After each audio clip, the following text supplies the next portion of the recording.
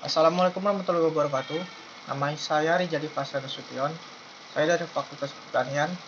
Di sini saya ingin menyimpulkan sedikit materi yang diberikan kepada saya. Sunnah berdaya hukum. Sunnah adalah segala apa yang dikatakan Nabi, diperbuat Nabi, atau yang diakui Nabi. Di sisi lain, umat dituntut untuk mengikuti semua sunnah Nabi itu. Dalam hal ini, ulama mengelompokkan sunnah menjadi dua kelompok. Yang pertama adalah sunnah bukan tasri atau sunnah yang tidak berdaya hukum, yaitu sunnah yang tidak harus diikuti dan oleh karenanya tidak mengikat. Sunnah yang tidak berdaya hukum itu ada 3 macam, yaitu ucapan dan perbuatan Nabi yang timbul dari hajat insani dalam kehidupan seharian Nabi. Yang kedua, ucapan dan perbuatan Nabi yang timbul dari pengalaman pribadi. Yang ketiga, ucapan dan perbuatan Nabi yang timbul dari tindakan pribadi.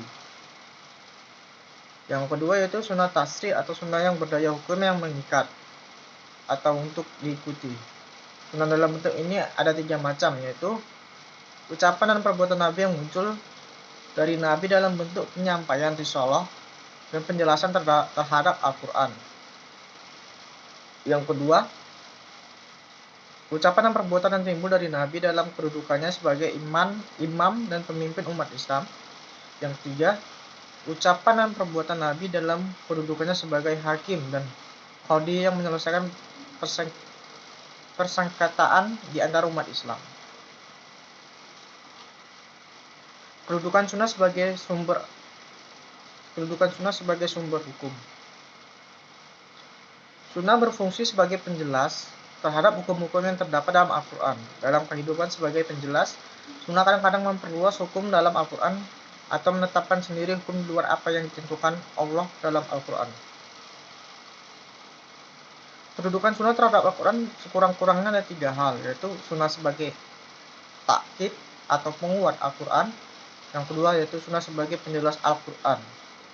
Penjelasan sunnah terhadap Al-Quran dapat dikategorikan menjadi 3 bagian. Yang pertama, penjelasan terhadap hal yang global. Yang kedua, penguat secara mutlak. Yang ketiga, sunnah dalam taksis terhadap dalil-dalil Al-Quran yang masih umum.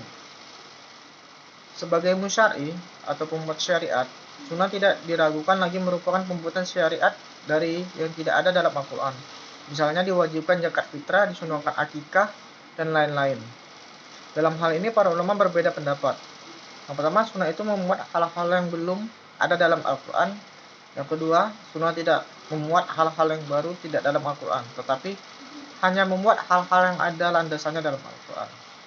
Sekian dari saya. Wabillahi taufiq wal hidayah. Wassalamualaikum warahmatullahi wabarakatuh.